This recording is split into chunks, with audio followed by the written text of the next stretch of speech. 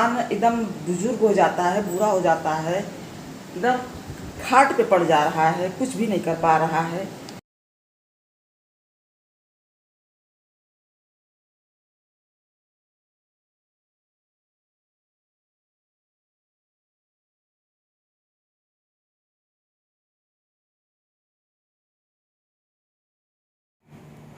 Hello my YouTube family, कैसे हैं आप सब। आई होप कि आप सब जहाँ भी होंगे स्वस्थ होंगे और अपनी फैमिली के साथ मज़े में और मस्त होंगे। और आप सभी को नवरात्रि की ढेर सारी शुभकामनाएं। माता रानी आप लोगों को खुश रखे, आबाद रखे। और मेरी नवरात्रि तो शुरू में ही खंडित हो गई। मेरे पिताजी जो ससुर जी थे, उनके बड़े भाई ख़त्म हो गए नवरात्रि के दूसरे दिन सुबह में। सुबह करीब 7 बजे का केस है ये। मुझे तो 7 ही बजे बताया गया है, हो सकता है कि उसके पहले भी ख़त्म हुए हों, तो हमको वो जानकारी नहीं दी गई है, लेकिन 7 बजे।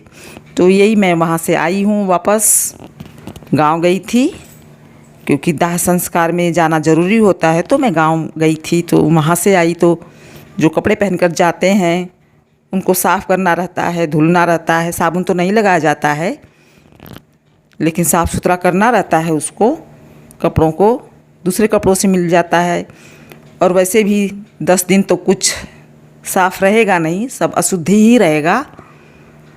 तो बाकी मैं गंगा जल छिड़क लूँगी। मैं बहुत ज़्यादा ये सब चीज़ों को मानती नहीं हूँ, जितना है। मैं तो अपने खुद के ससुर जी जो हमारे ख़त्म हुए थे, उनके लिए भी इतना नहीं किया था। मतलब जहाँ तक हो सकता है मैं कर लेती हूँ। ऐसा नहीं है कि ये अशुद्ध है, इस बात को समझ के नहीं सफाई करती हूँ। हाँ, गंदा है, इसको साफ़ कर दो, परहेज करो, क्योंकि घर अशुद्ध है इस टाइम। जो कि कोई श्राद्ध का क्या कहते हैं, कोई मर जाता है तो 8-10 दिन बढ़ाना पड़ता है, तो उस टाइप से। और छुआछूत की हिसाब से नहीं उसको मनाती हूँ, क्योंकि मेरा तो यही मानना रहता है कि जो हमारे बड़े बुजुर्गों का बनाया होता है वो हमेशा शुद्ध ही रहता है। क्यों उनके जाने के बाद हम, बस एक नियम है जो उसको करते हैं।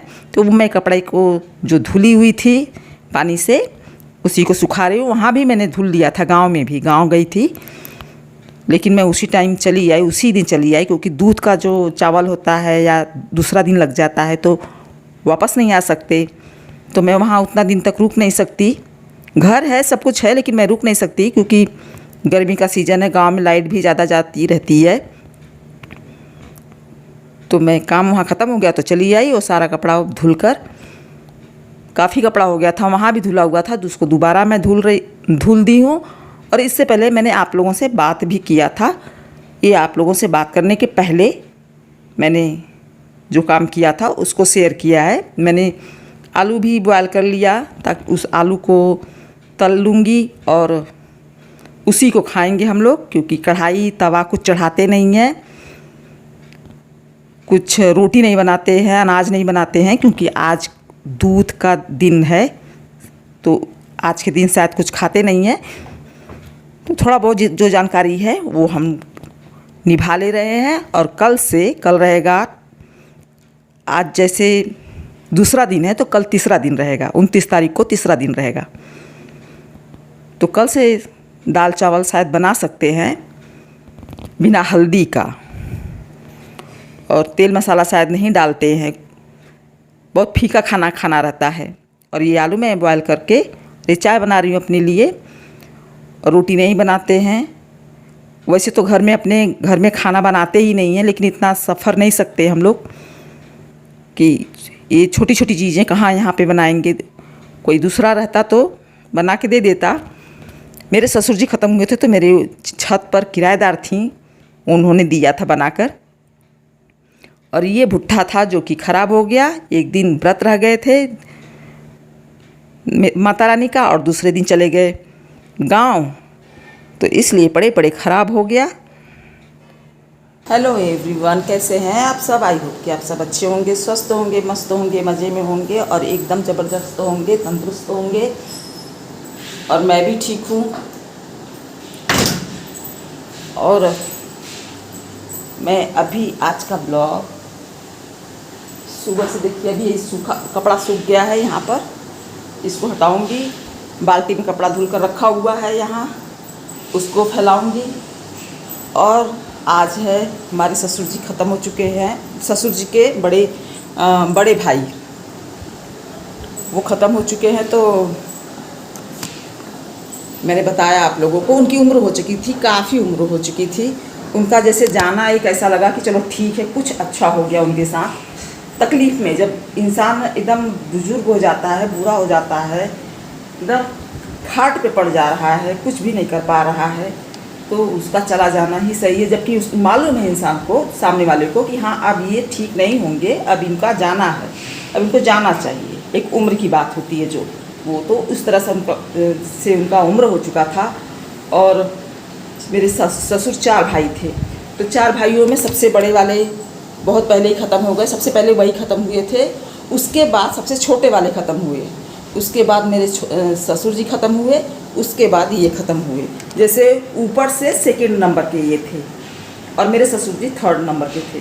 तो सबसे बड़े वाले और सबसे छोटे वाले पहले गए, फिर मेरे ससुर जी गए और कल ये गए। तो मतलब कोई चला जाता है तो तकलीफ़ तो होती ही है, ऐसी कोई बात नहीं कि हाँ कोई अपने घर का सदस्य चला जाता। हमारा क्या खा रहे थे, हम तो कुछ कर भी नहीं रहे थे, वो तो जो कर रहा था वो उस फैमिली के लोग थे वो। और खाने के लिए बच्चे क्या किसी को देंगे, माँ बाप खुद अपने बच्चों को खिलाते हैं। लेकिन एक होता है ना कि किसी के आत्मा को तृप्ति मिल जाए, शांति मिल जाए, जो तकलीफ़ है उससे मुक्ति मिल जाए, तो उनको मिल गई, क्योंकि वो 100+ हो गए थे शायद। तो कल वो ख़त्म हुए, नवरात्र का दूसरा दिन था और आज है तीसरा दिन। तो शायद आज के दिन भी कुछ बनाते नहीं हैं। हम तो गांव गए, गांव से आए, गांव गए थे, वहाँ पे उनका सब कार्यक्रम ख़त्म हो गया जो जलाने उलाने का होता है। फिर उसके बाद मैं यहाँ चली आई, क्योंकि वहाँ पे रहती तो मुझे रुकना पड़ जाता और मैं रुक नहीं सकती थी, तो मैं यहाँ पे चली आई हूँ। अब यहाँ पे क्या होता है क्या नहीं होता है मुझे वहाँ के बारे में कुछ मालूम नहीं, क्योंकि कोई कांटेक्ट नहीं होता है। वो तो एक सामाजिक रिश्ता होता है, जिसकी वजह से सबको ये सब चीज़ों में शामिल होना चाहिए। और मेरे ससुर जी का आखिरी था आज, उनके अंश से, जो अंश तो सभी लोग उनके हैं, लेकिन उनके भाई थे, तो अब ससुर जी नहीं थे तो हम ही लोग गए थे। और जाना भी चाहिए था, जब खबर मिली तो हम लोग चले गए। और बाकी कोई कांटेक्ट हम लोगों का रहता नहीं है आपस में एक दूसरे से। तो वहाँ पे जो भी हो रहा होगा बस एक अंदाज से कि आज हमको खाना बनाना है कि नहीं बनाना है। उसके बाद जो परहेज होता है, जैसे वहाँ पे लोग कल बात कर रहे थे कि खाना नहीं बनाते हैं, शायद अन्न नहीं खाते दूसरे दिन भी, जिस दिन जलाते हैं उस दिन भी, और जिस दिन क्या दूसरा दिन होता है, क्या उसको दूध बोलते हैं, क्या बोलते हैं, तो उस दिन भी कुछ अन्न नहीं बनाते हैं। तो ठीक है, वैसे भी लोग व्रत तो रहते ही है, तो चल जाएगा। और हमें जानकारी भी नहीं है तो परहेज उतना तो कर ही लेंगे। और कल से फिर बनेगा, लेकिन शायद रोटी नहीं बनती है। तो जो भी मेरे समझ में आएगा मैं अपना उतना कर लूँगी, उससे ज़्यादा भगवान भी माफ़ करेंगे मुझे, क्योंकि जिसका कोई नहीं होता उसका तो भगवान होते हैं। तो हमारा भी भगवान है, हम लोग भी, मैं भी भगवान पर ही ज़्यादा भरोसा करती हूँ। चलिए मैं आप लोगों से मिलूँगी, अभी मैं थोड़ा अपना काम निपटा लूँ। और कपड़ा धुल के मैंने, देखिए इधर पीछे बाल्टी में रखा हुआ है, बाल्टी में कपड़ा रखा हुआ है। और इसको जो स्टैंड है, उस स्टैंड पर कपड़ा 2 दिन का पड़ा हुआ सूख गया, क्योंकि मैं कल सुबह ही सुबह यहाँ से चली गई, अर्ली मॉर्निंग, मतलब सुबह वो 7 बजे ही ख़त्म हो गए थे ट्यूसडे को। तो मैं यहाँ से चली गई और करीब 9 बजे तक वहाँ पहुँच गई, 9 साढ़े 9 बजे तक। तो सारा कपड़ा भी स्टैंड पर ही है, अभी इसको उतार के रखूँगी और इनको फैलाऊँगी और मैं भी नहा लूँगी। तो फिर मिलूँगी आप लोगों से, जो भी रहेगा मैं शेयर करूँगी। अब हो गई है शाम और मैं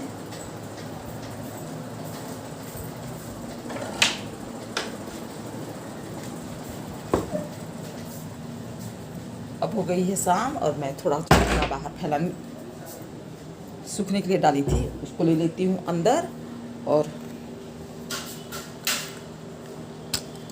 आप लोगों से मैंने